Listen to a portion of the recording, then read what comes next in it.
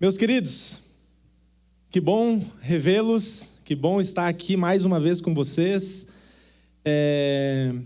Hoje no nosso culto, a nossa mensagem hoje aqui é o início de uma série, tá? Então a gente vai estar falando sobre as cartas do trono.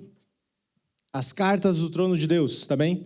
E os textos bíblicos, eles se encontram lá no livro de Apocalipse, no 2º capítulo e no 3º capítulo, tá bem? Então, aqui, no 1º capítulo de Apocalipse, Jesus se apresenta para João. Para quem não sabe, João, ele estava em uma ilha, né? João foi um dos únicos discípulos ali que não foi morto, ele foi isolado, e ele estava nessa ilha, a ilha de Patmos. E ele tem uma revelação, né? Apocalipse significa revelação, como vocês podem ver aqui em inglês. Revelation, né? É uma revelação do fim dos tempos, né? Então, tudo que tu acredita vai ter um fim, e esse fim é a revelação que o próprio Jesus passou para João.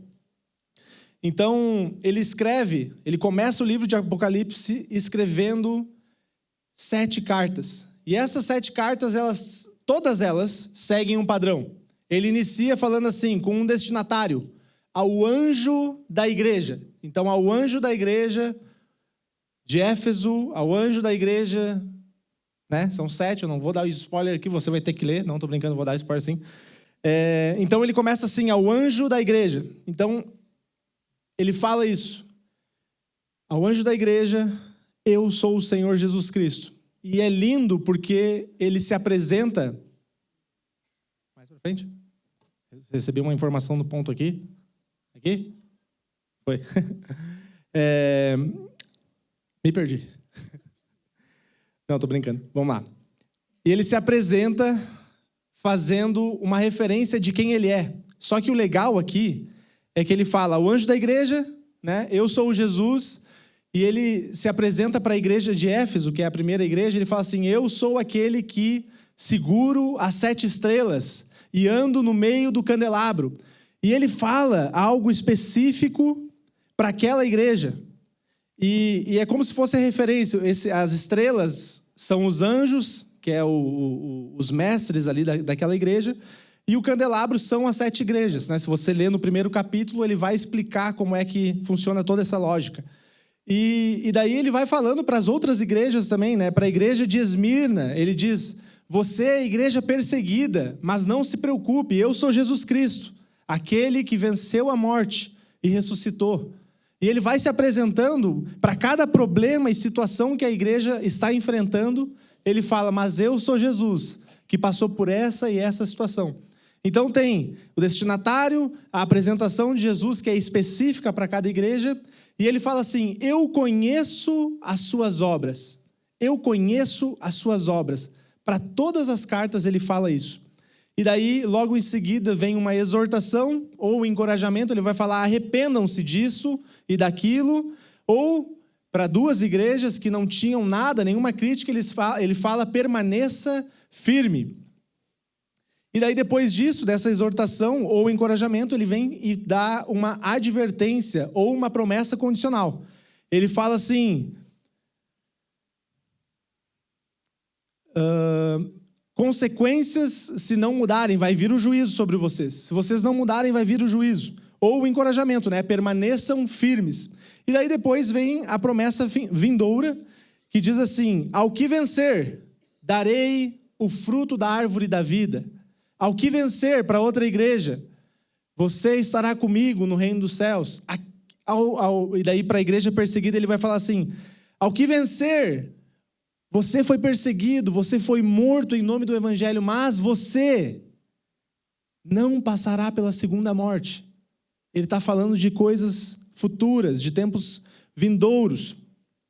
Então, essas 7 cartas, a gente pode olhar para elas como a revelação, mas também como algo muito físico, porque João, ele estava na ilha de Patmos. Eu separei aqui um mapa, só para mostrar para vocês. Então, a ilha de Patmos está aqui, embaixo. E Jesus se apresenta para ele como entregando uma mensagem e falando para ele, olha, algum mensageiro, você é prisioneiro aqui, mas algum mensageiro ele vai sair carregando essa mensagem e ele vai fazer provavelmente esse caminho. E realmente está na ordem, tá? As cartas das igrejas estão na ordem. A primeira é Éfeso, Esmirna, Pérgamo, Tiatira, Sardes, Filadélfia e Laodiceia. As únicas duas que não tem nada contra elas é Esmirna e Filadélfia. Todas as outras tiveram algum problema. Agora eu vou dar um zoom out aqui na imagem, só para vocês perceberem mais ou menos. Aqui embaixo está Jerusalém. Aqui fica a Antioquia, Jerusalém, onde nasceu a igreja, né? Para alguém que está vindo aí na igreja pela primeira vez. Jerusalém é onde nasce a igreja de Cristo, onde os judeus, né, habitavam. Tem a Antioquia, que é onde Paulo usava ali mais ou menos como uma base missionária. Tem a Ásia Menor, que é onde está o zoom-in de todas aquelas igrejas que eu mostrei para vocês. Tem a ilha de Patmos ali. Essa região aqui hoje é a região da Turquia, tá bem? E ela era conhecida como a Ásia Menor. E mais lá em cima está Roma. Cortou no slide. Mas esse é o caminho, basicamente, né, que o mensageiro ele ia carregar. E falando agora um pouco, né, da igreja de Éfeso, que é a primeira carta, eu quero contar um testemunho para vocês de quando eu me converti. Logo quando eu me converti, eu acho que eu era muito chato, cara. Sério, eu só queria falar de Jesus, se alguém não era crente e ficava na minha volta, coitada daquela pessoa. Ou ela me odiava, ou ela se convertia, não tinha chance para ela. E eu lembro que a igreja lá do pai da Axa, onde eu me converti, era uma igreja grande, tinham vários cultos, não era um culto apenas no domingo, era culto na terça, culto na quarta, na quinta, sexta-feira de noite tinha reunião de oração, e eu estava em tudo. Eu estava tão apaixonado por Jesus, eu estava tão sedento, eu queria saber mais, eu tinha vivido 19 anos da minha vida sem aquele amor, e agora eu encontrei algo muito poderoso e eu queria viver aquilo. E eu lembro que eu ia, qualquer pessoa, se me falasse, tem reunião às 11 da noite, eu estava em todas, de oração. Às vezes eles propunham lá uma oração às 3 da manhã, eu ia na oração às 3 da manhã, uma semana às 3 da manhã na igreja. Posso propor isso para vocês aqui ou não? Eu estava lá, eu estava lá, e eu lembro que era pouca gente, não era muita gente. E tinha um tiozinho lá que ele era bom de oração, e ele ia todos os dias da vida dele, às 7 horas da manhã na igreja, 6, 7 horas da manhã. E eu lembro que logo no começo eu acompanhava o tiozinho, eu queria estar junto. Eu estava em tudo. E nessa fase da minha vida, eu lembro que eu trabalhava na empresa do meu pai. Meu pai ele tinha uma indústria lá de pães congelados e eu era responsável por entregar. Então eu dirigia o caminhãozinho, né, do meu pai e fazia as entregas ali e tal. E eu tinha um colega, só que esse meu colega ele era meio estranho. E ele não acreditava em Jesus, né? Mas o fato dele, eu estou brincando, ele não era estranho, ele era uma pessoa muito inteligente, mas ele tinha um pecado. E ele era viciado em crack. Aqui em Portugal vocês chamam crack também? Como é que chama? Não, cocaína é outra coisa. Cocaína é mais refinado. Crack é quem está no fundão. Cocaína está no fundo também, mas o crack é um nível a mais, assim. O crack, a cocaína é mais elitizado. O crack, lá no Brasil tem uma cidade, em São Paulo tem um lugar chamado Cracolândia. Acho que não existe mais, ou tem ainda? Tem, acabou? Glória a Deus. Está espalhado por São Paulo todo, piorou. Cracolândia, tu tá no fundo do poço. Tu passou do fundo do poço, tu não tem mais, sabe? E esse cara, ele era a pessoa que trabalhava comigo, ele era viciado em crack. Alguém sabe como é que diz crack aqui em Portugal? É crack igual? Ah, tá. Pedra, isso aí, pedra. Muito bom, obrigado. Tu tá por dentro do assunto, não tô brincando. Então, o meu pai contratou esse cara por um único motivo. Ele era especialista em algo, né? E ele era muito bom na parte de refrigeração e tal. Ele consertava os freezers e ele era muito bom. Meu pai já tinha tido vários funcionários, nenhum dava certo e ele dava certo. E daí o meu pai tinha uma casa na frente dessa indústria, tinha uma casa que pertencia ao meu pai, e meu pai falou, por que não? Por que eu não aqui empresto para o Adão, né? Já que ele é meu funcionário, vou deixar o Adão morar aqui nessa casa aqui da frente, não tem onde morar, já tinha perdido tudo, quem aqui sabe, e tem algum familiar, eu tenho familiares que passaram por isso também, dependência química, é destruidor, a pessoa não consegue construir nada, ela vende tudo, ela começa a roubar. E o Adão, ele estava nessa situação. Ele terminava o serviço, ia para a casa que era do meu pai, e ele ficava usando drogas até o outro dia da manhã. E o Adão me ajudava, né? E eu lembro de entrar em casa, chegar para fazer o serviço, e não tinha o meu ajudante. E eu tinha que entrar na casinha, que eu tinha chave, porque era do meu pai, abrir a porta. Quando eu entrava naquele lugar, eu sentia um cheiro horrível de drogas. E no caminho eu ia vendo as seringas, eu ia vendo as latinhas que ele queimava ali para usar o crack. E eu batia na porta dele, Adão, vamos trabalhar, Adão. E daí saiu o Adão lá com a cara amassada, assim. Mas, querido, deixa eu te falar uma coisa. Eu estava sedento por Jesus. Eu amava profundamente aquele cara. E eu sabia que aquilo que ele estava vivendo, aquelas cadeias que ele estava vivendo ali, não era ele. Ele estava aprisionado em algo. E daí, o dia começava, né? Eu e o Adão ali trabalhando junto, o dia inteiro dentro do caminhão. Imagina você dentro de um caminhão ou em algum lugar fechado com alguém que está nessa vida. Tenta imaginar como é que seria a experiência. A verdade é que eu não estava preso com o Adão. O Adão estava preso comigo.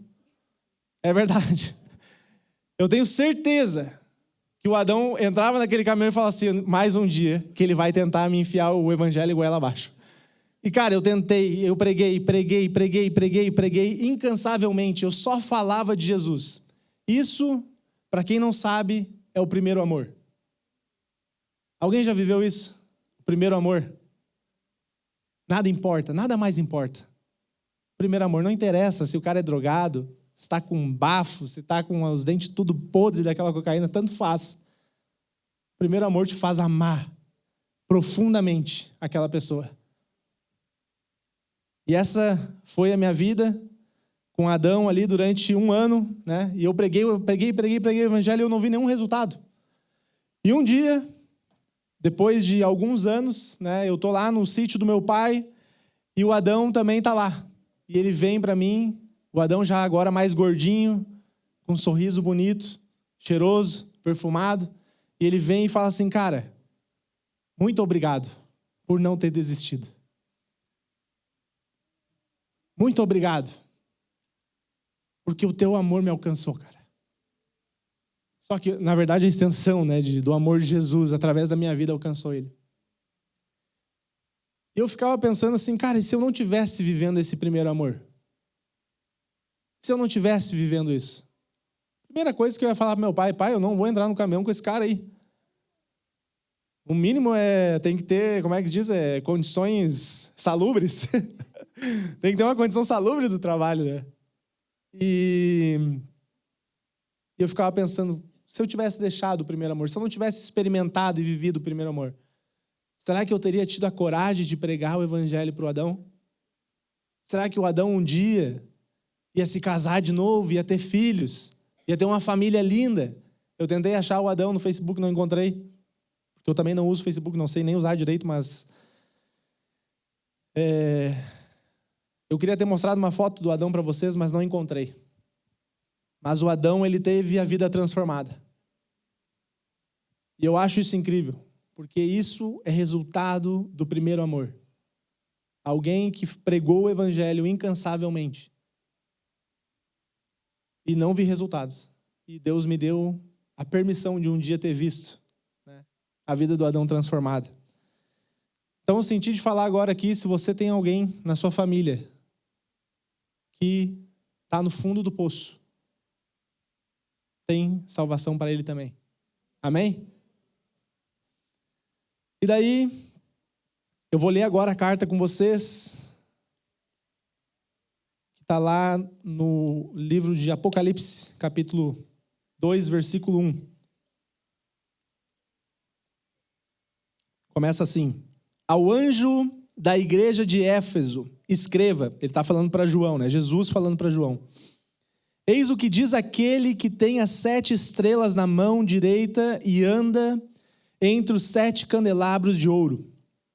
Conheço as tuas obras, o seu trabalho árduo e a sua perseverança. Sei que você não pode tolerar homens maus, que pôs à prova os que se dizem apóstolos, mas não são, e descobriu que eles eram impostores. Vocês têm perseverado e suportado o sofrimento por causa do meu nome, e não têm desfalecido. Então aqui ele fala aqui algumas coisas boas, né? Sobre a igreja, e daí ele segue no versículo 4 e diz assim: No entanto, contra você tenho isto: você abandonou o seu primeiro amor. Você abandonou o seu primeiro amor. Portanto, lembre-se de onde caiu, arrependa-se e faça as obras que praticava no princípio. Se não se arrepender, virei a você e tirarei o seu candelabro do lugar. Há, porém, uma coisa a seu favor: você odeia as práticas dos nicolaítas. Nicolaítas eram as pessoas que queriam misturar o evangelho com algumas práticas pagãs. Você odeia a prática dos nicolaítas, como eu também as odeio. Daí ele fala: quem tem ouvidos, ouça o que o Espírito diz às igrejas.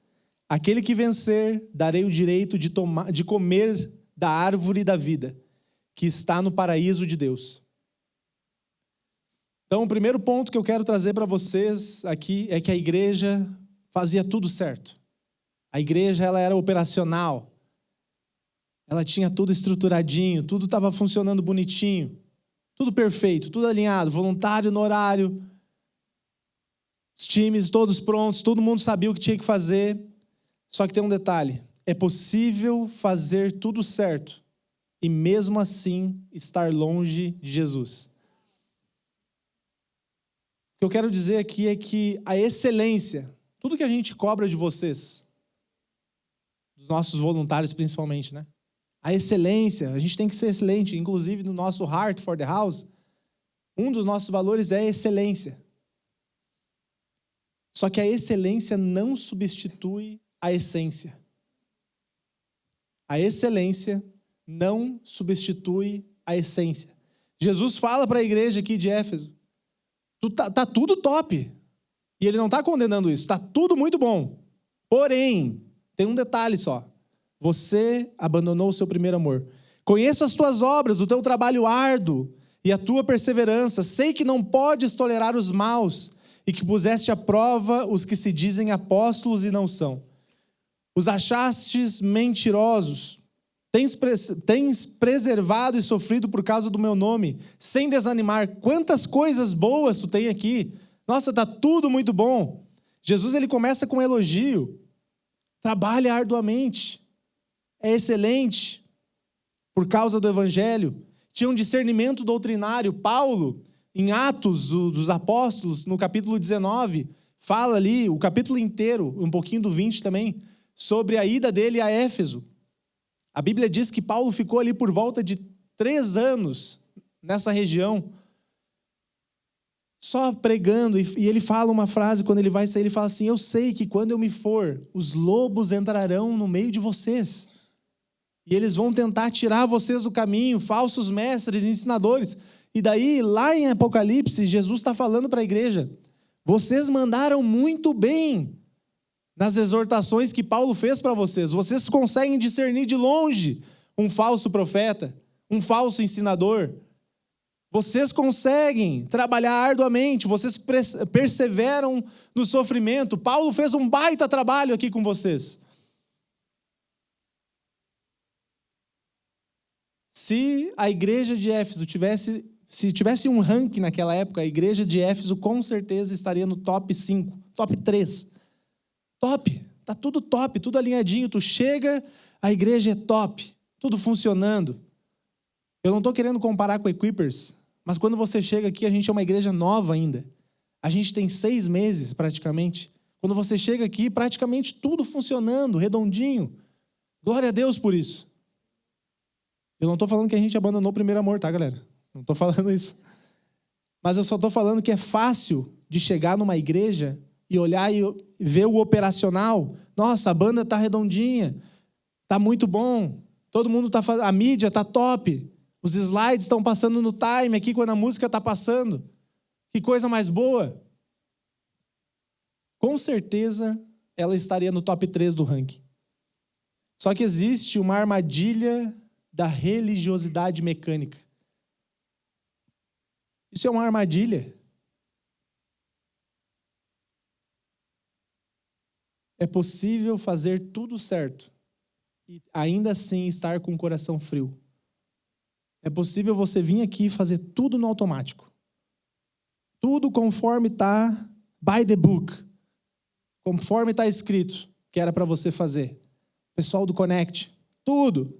Pessoal do Louvor, tudo certinho, cada nota. Pessoal do Kids, tudo perfeito. Tudo perfeitinho. Mas você pode estar morrendo por dentro. Pode estar frio por dentro. Leio a Bíblia, eu sirvo no ministério, eu dou o meu dízimo. Você pode fazer tudo isso e ter perdido o motivo pelo qual você faz tudo isso. A igreja de Éfeso fazia tudo certo, mas eles tinham um porém. Porém, eu tenho contra ti. Você abandonou o seu primeiro amor. O coração estava funcionando como uma máquina. Está no automático. Só que Jesus, ele não quer que o seu coração funcione como uma máquina. Ele quer que o seu coração funcione como a noiva de Cristo, que é apaixonada por Ele, que anseia pela volta dEle. Amém? Paulo, ele vai escrever aos primeiros Coríntios, lá no capítulo 13, ele vai falar assim: ainda que eu falasse a língua dos homens e dos anjos, e não tivesse o amor, seria como o sino que ressoa.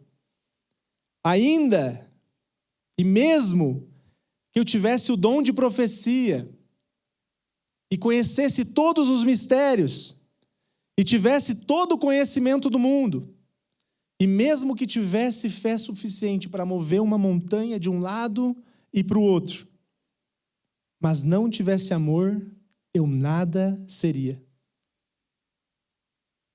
E mesmo que distribuísse todos os meus bens, eu vou vender tudo agora, eu vou dar para os pobres. Eu vou entregar o meu corpo como sacrifício vivo.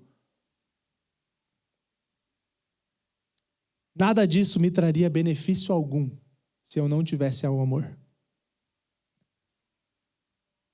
O amor é paciente, o amor é benigno, não é invejoso, não se vangloria, não se orgulha, não se porta com indecência, não busca os próprios interesses, não se enfurece, não guarda ressentimento do mal, não se alegra com a injustiça, mas congratula-se com a verdade. Tudo sofre, tudo crê, tudo espera, tudo suporta. E no versículo 8 ele vai falar assim: o amor jamais morre. O amor nunca é vencido, em outras traduções. Esse é o amor. Esse é o amor que Paulo está falando. Tem uma história de um cara chamado William Booth. Não sei se é assim que pronuncia, a Maria pode me ajudar. Ele é da Inglaterra. Ele é o cara que fundou o Exército da Salvação. E tinham lá 2 oficiais do Exército da Salvação que foram para uma cidade e eles estavam exaustos, já não sabiam mais o que fazer. Já tinham usado, eles mandaram uma carta dizendo: a gente já usou todos os recursos. A gente já colocou em prática tudo o que vocês nos ensinaram. E esse William, fundador do Exército de Salvação, ele responde em um telegrama que ficou famoso depois, com 2 palavras: tentem lágrimas. Tentem lágrimas. Tentem um amor profundo. Depois desse telegrama, eles colocaram isso em prática e houve um avivamento no lugar. Todas as outras tentativas tinham sido falhas, mas quando eles tentaram as lágrimas e provaram de um amor verdadeiro e profundo, a história do jogo muda. Amém? Quando foi a última vez que você chorou por alguém?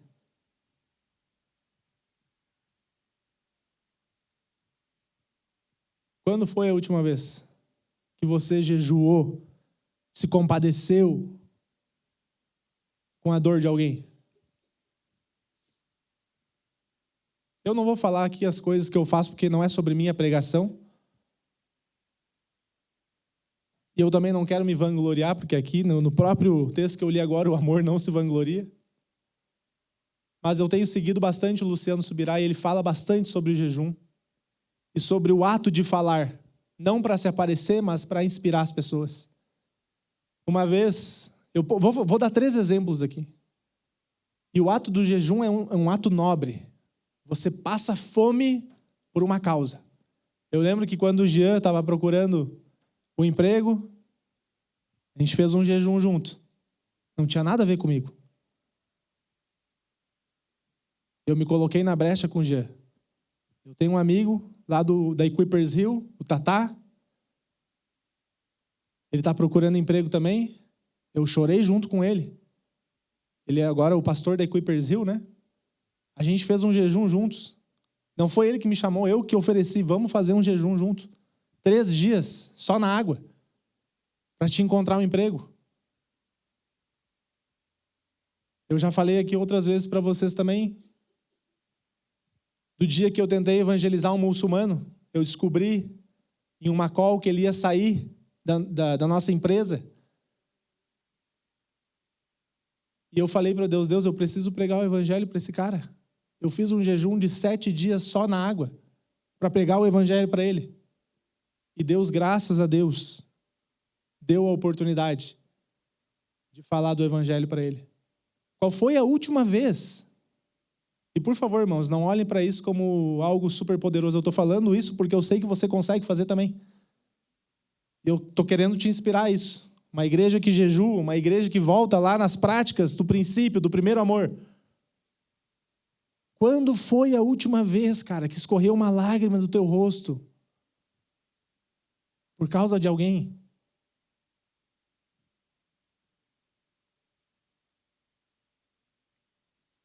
A gente pode ter uma vida cristã organizada, devocionais diário, check. Células, com Januário e Lara, check. Serviço no domingo, check. E mesmo assim, você pode estar no automático.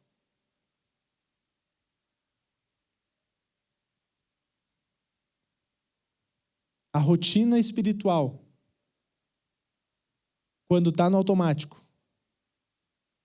ela pode ser vazia.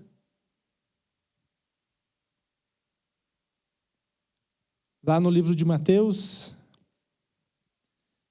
capítulo 23, ele diz assim: ai de vós, escribas e fariseus, ai de vós, vocês aí que fazem o devocional só para dar o check, ai de vós, vocês que vão na célula só para marcar presença, ai de vós, hipócritas, porque sois semelhantes a sepulcros caiados. Sabe o que é um sepulcro caiado?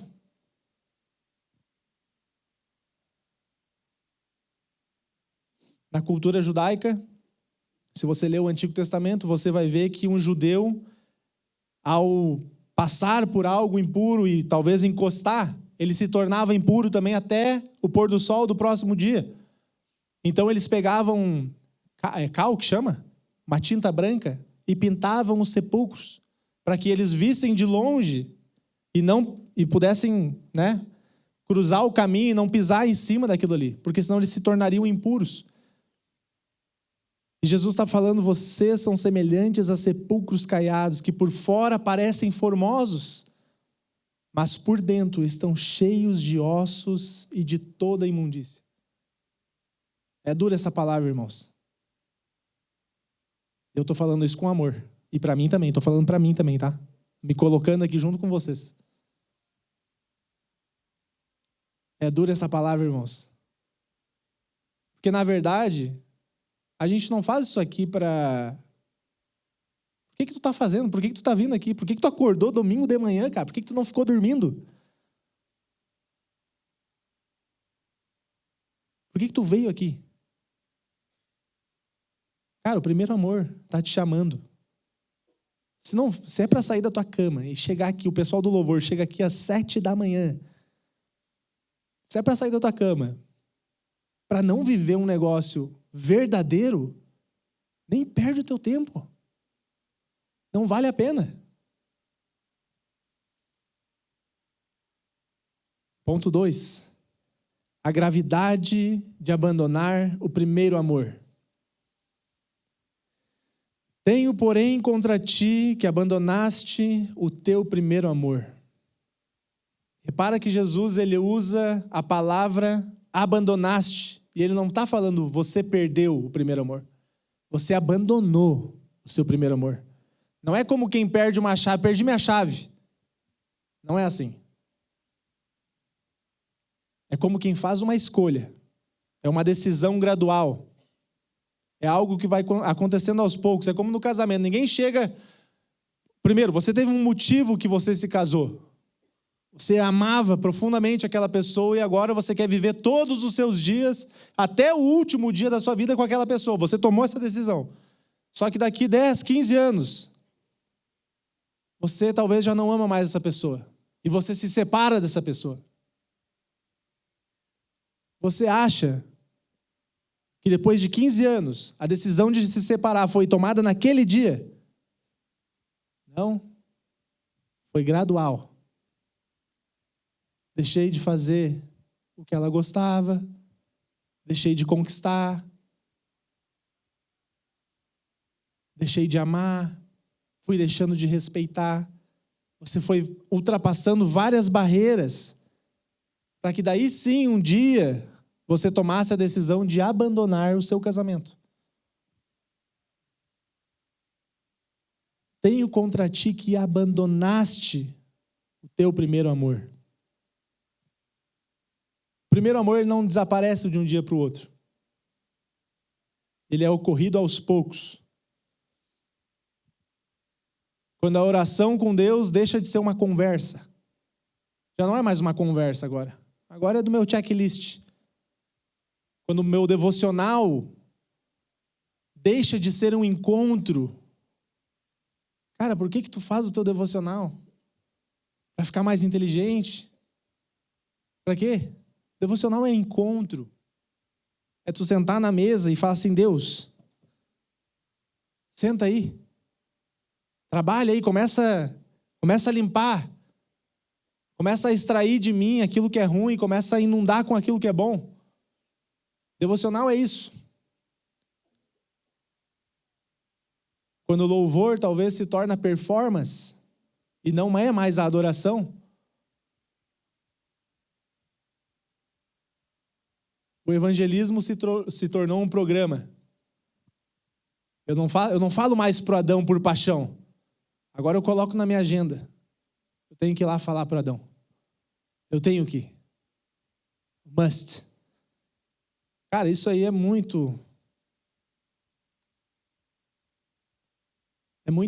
atual. Essa carta que Paulo entrega aos Éfesos é uma carta atual. É um perigo eminente. Eu tenho certeza que se vocês vasculharem, muitos aqui vão encontrar que já não estão mais vivendo no primeiro amor.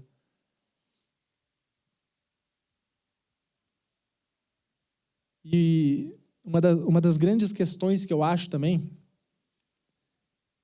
é que essa geração que Jesus está escrevendo agora, Jesus morre, daí os discípulos também acabam morrendo, fica João na ilha de Patmos, e agora é uma outra geração que está lá nessa igreja de Éfeso. E é uma geração que talvez não tenha conhecido o poder de Deus. Eles conheceram a estrutura. Eles faziam tudo bem direitinho, como eu li para vocês. Eu faço tudo bem direitinho. Só que quando você, digamos você aqui, você chegou na igreja hoje, se converte, Jesus fala com você, só que você talvez não conheceu o poder de Deus. Você conheceu a estrutura. Você chegou e já foi abraçado pela estrutura. Ó, vai chegar, a gente vai ter todos esses nossos cursos, tu vai servir assim, tu vai fazer aquilo, e tu conheceu a estrutura e agora tu faz tudo para sustentar essa estrutura. Só que essa estrutura existe por causa do poder de Deus. E não apenas por existir a estrutura. Todo mundo está entendendo? Não sustente uma estrutura que você ainda não conhece o porquê você está sustentando. A consequência é real. Jesus diz algo assustador ali no verso 5. Se não te arrependeres, virei a ti e removerei o teu candelabro do seu lugar. Ele fala isso. Eu vou remover. Não quero mais. Lembra que o candelabro é a igreja, né? Não quero mais. Tu faz tudo bem certinho, mas se tu não tiver o primeiro amor, eu removo da minha presença. Eu tenho uma pergunta para ti. Se Jesus escrevesse uma carta hoje para o Kelvin, Giovana, o Paulo, João, Gelson, se ele escrevesse uma carta para você hoje,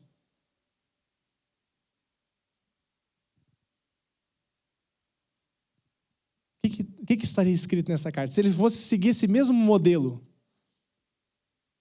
a Giovana, ao anjo da igreja da Giovana, eu digo isso. Tem feito isso, muito bem. Porém, contra ti eu tenho. O que estaria escrito nessa carta?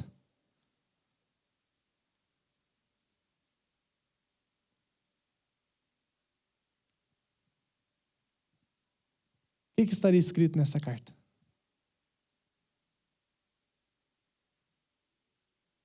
Muitos de nós estamos exatamente onde Éfeso estava, fazendo tudo certo por fora, mas aquele desejo que ardia de orar, evangelizar, de adorar com todo o coração foi se apagando.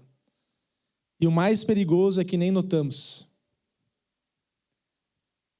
Alguém aqui conhece aquela... É uma historinha do sapo na panela? Alguém conhece? Aquela que diz assim, o sapo não lava o pé porque não quer. Não, estou brincando, isso aí é a minha... Meus pensamentos intrusivos de quem convive com uma pessoa de 2 anos e 8 meses de idade. Não lava o pé porque não quer, mas que chulé. Não é essa. Aquela ilustração que diz assim, coloca o sapo na água fria e ele fica ali, de boas. E daí você liga ali a temperatura, começa a aquecer um pouquinho mais, começa a subir a temperatura. E o sapo ele vai tentando gastar a energia dele para ele regular, né, para ele se autorregular e conseguir ficar confortável dentro daquela água. Só que chega um ponto que a água está prestes a matar o sapo, só que ele tentou por tanto tempo e gastou tanta energia tentando regular, que ele já não tem mais força nem para sair da panela. E o sapo morre lá dentro.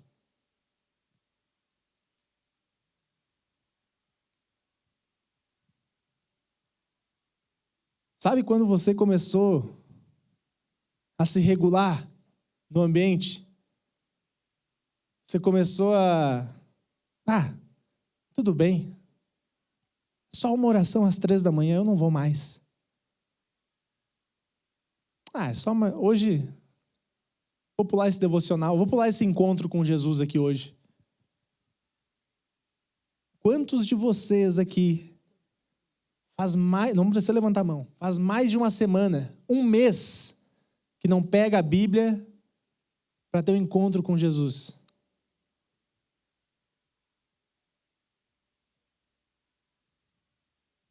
Desculpa, galera, clima tá tenso aqui. Tá tenso o negócio, mas eu tô falando com amor. Quantos de vocês? Só pensa, cara. Não quero apontar dedo em ninguém aqui. Só pensa. Quantos? Quando foi o teu último encontro com Jesus? Quem estava aqui no Inside Out, eu sei que tem data, né? Quem estava aqui no nosso Presence Night, eu sei que tem data. A presença de Deus estava aqui, claramente. Quando foi a última vez? E daí eu entro no meu ponto 3, que diz assim: o caminho de volta. Lembra, arrepende e volta. Lá no texto de Apocalipse ele vai falar assim: lembra-te, pois, de onde caíste, arrepende-te e volta à prática das primeiras obras. O interessante aqui é que eu estou falando e botando pressão. E Jesus também está falando para Éfeso, e ele dá uma pressão em Éfeso, só que ele fala assim: eu não vou te deixar sem saída. Ele dá 3 passos para a pessoa conseguir voltar ao primeiro amor. Tem 3 passos claros. Lembra-te. Lembra-te de onde caíste. Sabe quando o filho pródigo, ele está lá comendo a comida dos porcos? O que ele faz? Na casa do meu pai, até os servos, os escravos comiam melhor do que eu estou comendo aqui. Então a lembrança que te faz relembrar algo que você já viveu. Você já viveu o primeiro amor. Eu tenho certeza, o primeiro amor é espetacular.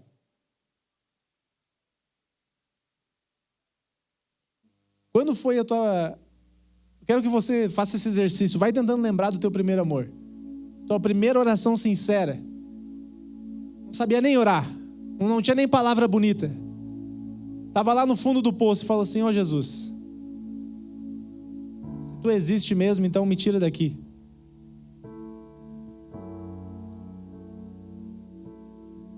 Quando foi a última vez que tu leu a Bíblia e se emocionou, cara, com um versículo? Relacionamento. Quando foi a última vez que tu se empolgou? Quando eu era apaixonado pela Axel, eu lembro, eu me empolgava. Meu Deus, hoje de noite eu vou ver ela, eu contava as horas. Quando foi a última vez que você se empolgou? Eu lembro que eu ia visitar a Axel numa outra cidade, a 60 quilômetros de distância. Se ela deixasse, eu ia todo dia da semana. Quando foi a última vez que você se empolgou e fez coisas que só o primeiro amor faz? A memória é o primeiro passo, porque ela reacende o desejo.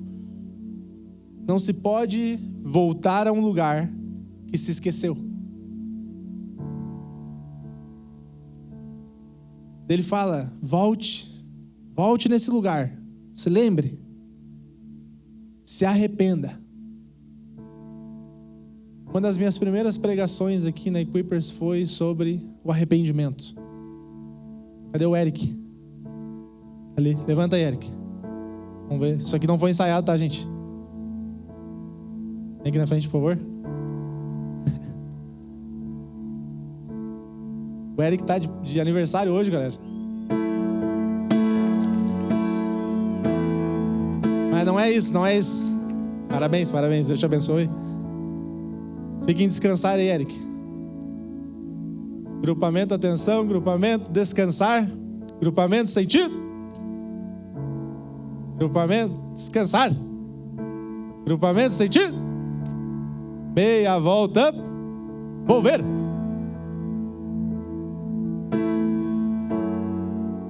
Aí de novo, meia volta, volver.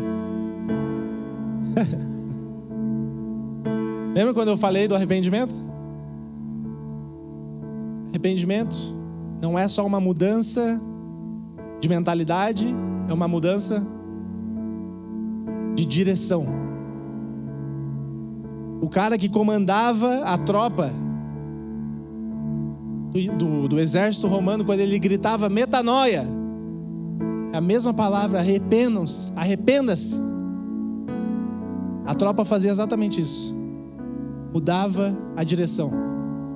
Então Jesus está falando para a igreja de Éfeso: lembra do teu primeiro amor, te arrepende.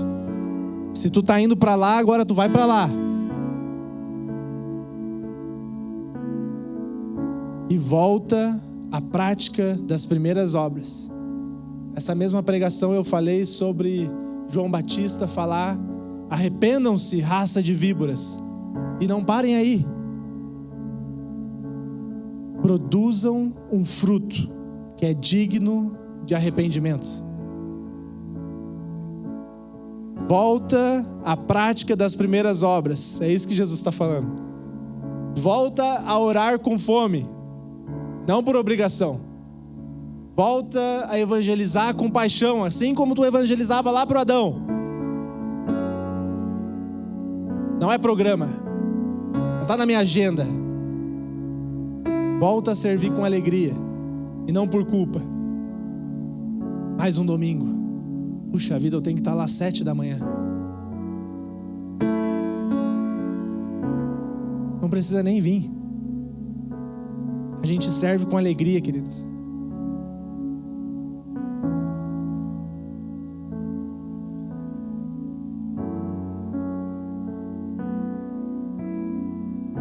Quero que vocês se coloquem de pé.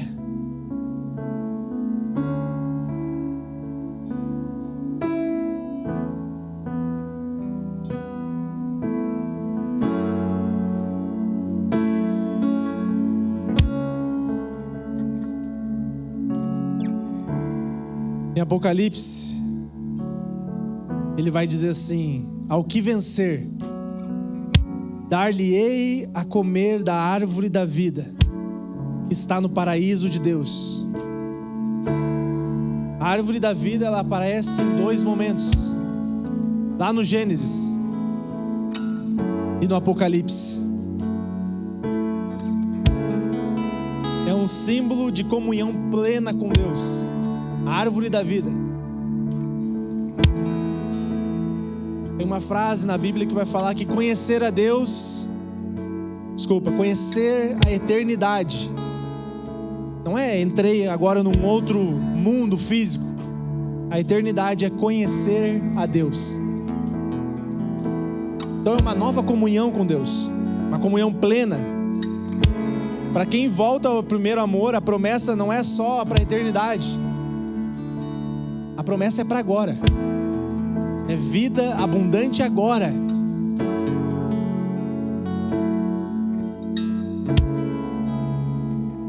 Qual é a primeira obra que tu precisas voltar a fazer? O que tu fazia lá no início da tua caminhada que tu deixou de fazer?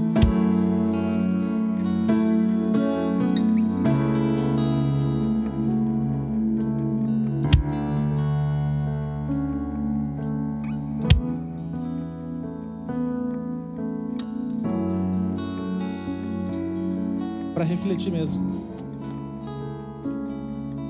O que você fez lá atrás na sua caminhada que você deixou de fazer?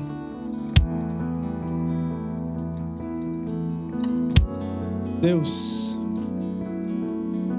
nós te damos graças, Pai, porque o teu evangelho, as tuas palavras de amor para a tua igreja, são palavras de restauração, são palavras de resgate, palavras de busca. Não são palavras, Deus, para apenas nos fazer mal, mas são palavras que nos fazem nos encontrar em nós mesmos, Deus, e encontrar que dentro de nós não existe nada de bom, e que tudo de bom que temos vem de Ti.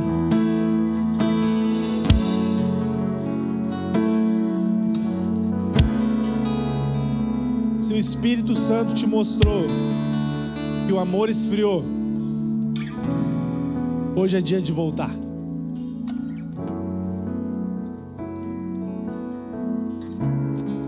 Hoje é dia de lembrar, se arrepender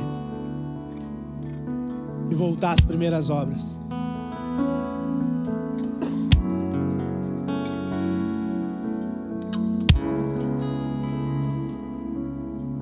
Quero que você incline a sua cabeça. Eu quero fazer uma oração pelas pessoas que identificaram que perderam o primeiro amor. Durante essa pregação, elas olharam para dentro de si e talvez perceberam que já não vivem mais aquilo que elas já viveram um dia.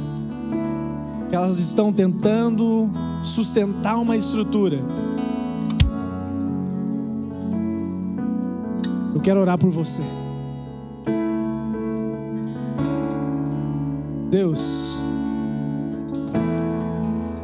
quero colocar essas pessoas, Pai, que identificaram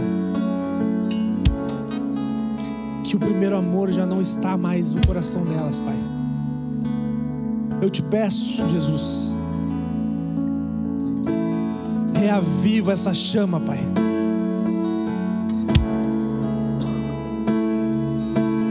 Reaviva essa chama, Deus. Incendeia, Deus, esse coração, Pai, que um dia te encontrou, Deus, e sabe o caminho que tem que voltar, Pai.